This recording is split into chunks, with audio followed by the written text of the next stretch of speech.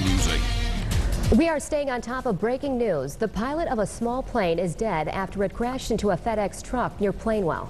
24 Hour News 8's Joe LaFergie is live on scene right now. So, Joe, can you fill us in on what's happening out there?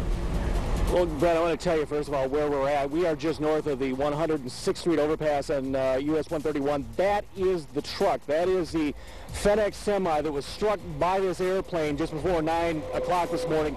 You can see the back of that truck, the back portion of it kind of ripped apart, kind of tin can style.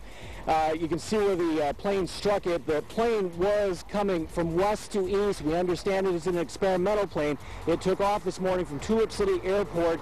An experimental pilot, as I said, that pilot is dead now, an experimental plane. Let me swing around here and go southbound down US 131. That is, you can see the ramp to 106th Street, and you see all those flashing lights. That is approximately where the plane is. That is just short of the runway of the Plainwell Municipal Airport, the Plainwell Airport. That is where the plane came down, and it appears that the truck continued on and stopped at the point you see it right now.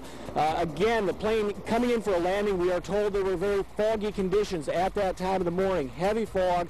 That possibly contributing to this crash. There was another plane. Both of these pilots knew each other, were both flying together.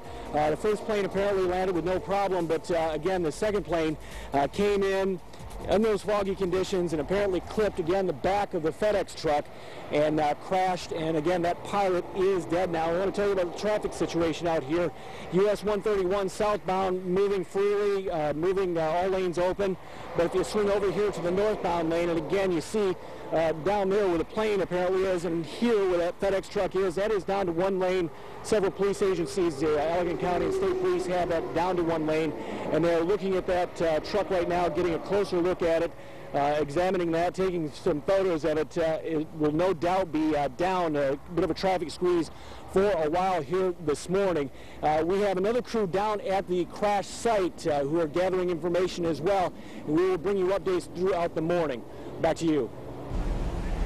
All right, thank you, Joe. Let's get straight to 24 Hour News 8's Steve Kelso. He's at the live desk right now with more on the breaking situation there. Steve? Yeah, Brett, we've been able to dig in and find out a little bit more about this aircraft. It's an experimental aircraft, and I believe we have a picture, if we can show that picture.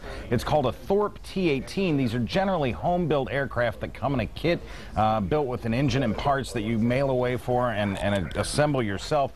I've been able to dig through some records while we've been off of the air here for a couple of minutes and found that in June of 2011, one of these Thorpe T-18s also crashed into a home in Howell, Michigan. In that instance, a pilot and an instructor were killed. In that incident, the plane was also coming in for a landing. There are some warnings out there about the T-18 and its airspeed on approach or as it's coming in for landing, and that seems to be something consistent that I'm finding as we're doing more and more research on this aircraft. And we, of course, are going to continue to stay on top of this story, and we'll bring you any breaking developments as the situation warrants.